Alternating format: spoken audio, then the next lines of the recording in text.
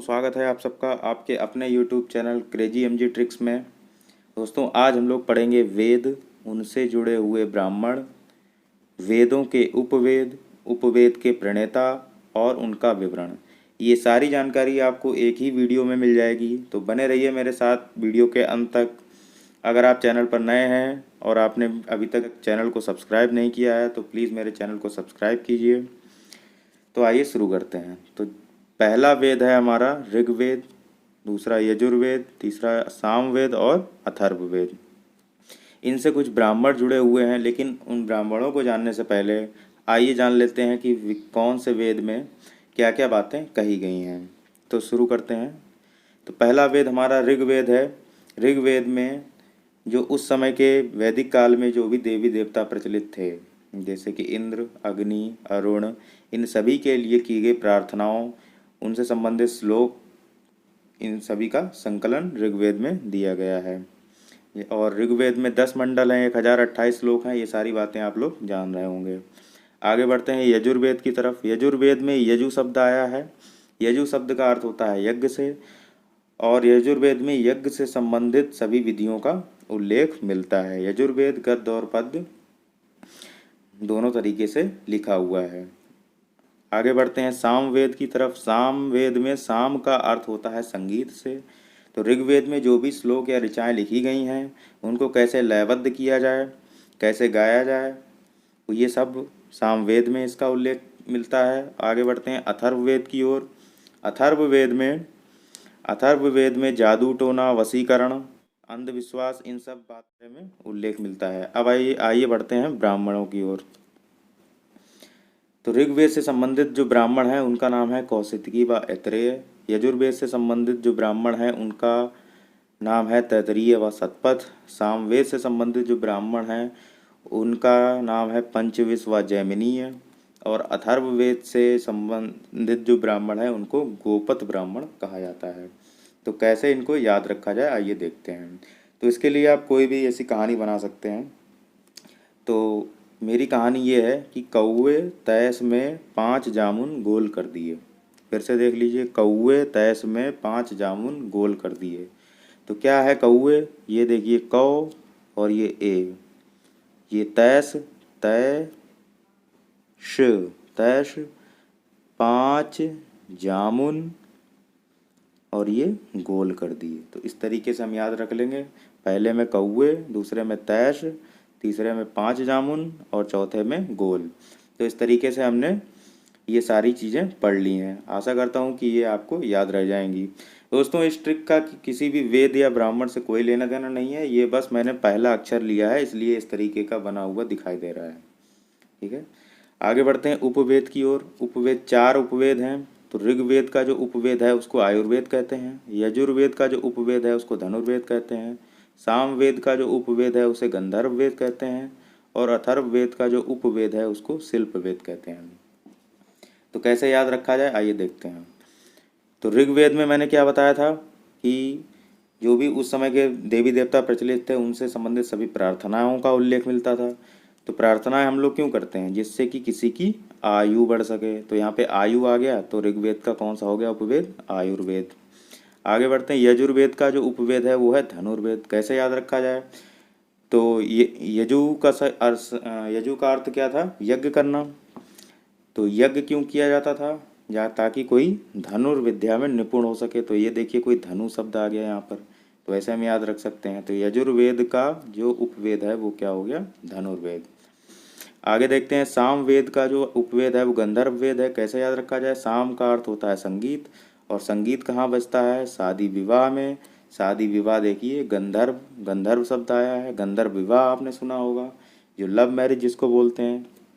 तो इस तरीके से हम याद रख सकते हैं सामवेद, गंधर्व वेद। आगे बढ़ते हैं अथर्ववेद। अथर्ववेद का जो उपवेद है वो है शिल्पवेद। कैसे याद रखा जाए? तो अथर्ववेद में क्या आ रहा है? एक शब्द अर्थ आ रहा है, और अर्थ का मतलब पृथ्वी होता है। इंग्लिश में अर्थ क्या होता है? पृथ्वी। और पृथ्वी पर ही सारे निर्माण कार्य होते हैं। जो भी किसी चीज़ का भवन निर्माण, कला, ये सारी बातें अर्थ पृथ्वी पे ही होती हैं। तो ये देखिए शिल्प शब्द आ गया। किसी चीज़ को आकृति देना, बनाना, निर्माण करना, यही सब कहलाता है शिल्प। तो इस तरीके से हमने अथर्ववेद का उपवेद भी देख लिया। अब देख लेते हैं कि इनके प्रणेता कौन हैं। जो उपवेद हैं हमारे चारों, इनके प्रणेता देख लेते हैं। तो आयुर्वेद के प्रणेता हैं धन्वंतरी, धनुर्वेद के प्रणेता हैं विश्वामित्र, गंधर्व वेद के प्रणेता हैं भरत मुनि और शिल्प वेद के प्रणेता हैं विश्वकर्मा। तो कैसे इनको याद रखा जाए, देखिए। तो ऋग्वेद में मैंने बताया था कि प्रार्थनाओं का उल्लेख है। प्रार्थना हम लोग करते हैं जिससे कि आयु बढ़ सके और धन बढ़ सके, ठीक है। तो ऐसे याद रख सकते हैं। या ये धन्वंतरी तो आप लोग जानते ही होंगे। तो आयु और धन बढ़ाने के लिए हम लोग प्रार्थनाएं करते हैं। तो इस तरीके से याद हो गया। यजुर्वेद में क्या था, ताकि धनुर्विद्या में कोई निपुण हो सके। और ये देखिए इनके प्रणेता भी कौन है, विश्वामित्र। तो विश्वामित्र तो खुद तो थे ही धनुर्विद्या में निपुण, जबकि भगवान राम भी इन्हीं से शिक्षा ग्रहण करने के लिए इनके पास आश्रम में गए थे। तो विश्वामित्र किससे संबंधित हो गए, धनुर्वेद से। आगे बढ़ते हैं। अगला जो हमारा गंधर्व वेद है, इनके प्रणेता हैं भरत मुनि। कैसे याद रखा जाए, तो गंधर्व विवाह किसमें कहाँ होता है, भारत में। ऐसे याद रख सकते हैं कि गंधर्व विवाह भारत में, ठीक है। तो गंधर्व वेद के प्रणेता कौन हो गए, भरत मुनि। अगला था हमारा शिल्प वेद। शिल्प वेद के प्रणेता हैं विश्वकर्मा। कैसे याद रखा जाए, मैंने शिल्प का मतलब बताया था कि निर्माण करना, किसी चीज़ को आकृति देना, बनाना। तो हिंदू धर्म में सिर्फ एक ही भगवान है, वो है विश्वकर्मा।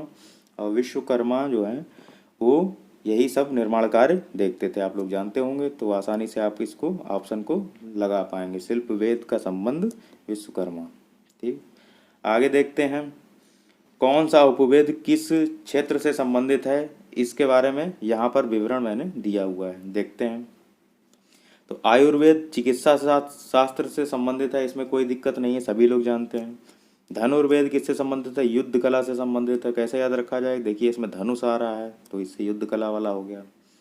आगे देखते हैं गंधर्व विवाह का संबंध कला व संगीत से है। तो मैंने बताया था गंधर्व विवाह, आप इसको सोच लीजिए। तो विवाह में संगीत बजता ही है, तो इससे ये वाला याद हो गया, कला एवं संगीत से इसका संबंध है। आगे था शिल्प वेद। शिल्प वेद का संबंध था भवन निर्माण और कला से। तो कैसे इसको याद रखा जाए, तो शिल्प का मतलब मैंने बनाया था किसी चीज़ को निर्माण करना, बनाना, आकृति देना। तो यहाँ पर क्या है, भवन निर्माण। तो भवन निर्माण से संबंधित है ये, ठीक है। तो इस तरीके से हमने सारी टेबल याद कर लिए दोस्तों। ये टेबल बहुत ही इम्पोर्टेंट है और अक्सर इससे एग्जाम में प्रश्न पूछे भी गए हैं। तो अब आइए देख लेते हैं इससे संबंधित कुछ प्रश्न कि हमने कितना सीखा और कितने प्रश्न हम इससे ट्रिक से कर पाते हैं। तो आइए प्रश्न की शुरुआत करते हैं। पहला प्रश्न है हमारा, कौशितकी व ऐतरेय ब्राह्मण का संबंध किस वेद से है। तो इसकी मैंने ट्रिक भी बताई थी। तो जो स्टार्टिंग वाला वर्ड है कौ और ए, यहाँ से पता चल गया था कि ये ऋग्वेद से संबंधित है, ठीक है। आगे बढ़ते हैं। अगला प्रश्न है हमारा, पंचविश व जैमिनीय ब्राह्मण का संबंध किस वेद से है। तो पहले मैंने कौए बताया था, फिर तैश बताया था, फिर 5 जामुन बताया था उस कहानी में। तो 5 जामुन तीसरे नंबर पे आया था और तीसरे नंबर का वेद होता है सामवेद, ठीक। आगे बढ़ते हैं। गोपथ ब्राह्मण का संबंध किस वेद से है, कैसे याद रखा जाए। तो गोपथ सबसे लास्ट में था, 5 जामुन और फिर गोल आया था, तो ये अथर्ववेद से संबंधित है। आगे बढ़ते हैं। अथर्ववेद का उपवेद निम्नलिखित में से कौन सा है। तो अथर्ववेद का उपवेद कौन सा होता है, ऑप्शन देख लेते हैं। आयुर्वेद, गंधर्व वेद, शिल्प वेद और धनुर्वेद। तो अर्थ का पृथ्वी, इससे याद करवाया था। पृथ्वी पर ही सारे निर्माण कार्य होते हैं, तो निर्माण कार्य वाला कौन सा उपवेद है, शिल्प वेद, ठीक। आगे बढ़ते हैं। अगला प्रश्न है हमारा, सामवेद का उपवेद कौन सा है। तो साम का अर्थ होता है संगीत, और संगीत कहाँ बजता है, शादी विवाह में। और शादी विवाह क्या है, गंधर्व विवाह, यानी कि गंधर्व वेद, ठीक है। इस तरीके से याद किया। अगला प्रश्न है हमारा, गंधर्व वेद के प्रणेता कौन है।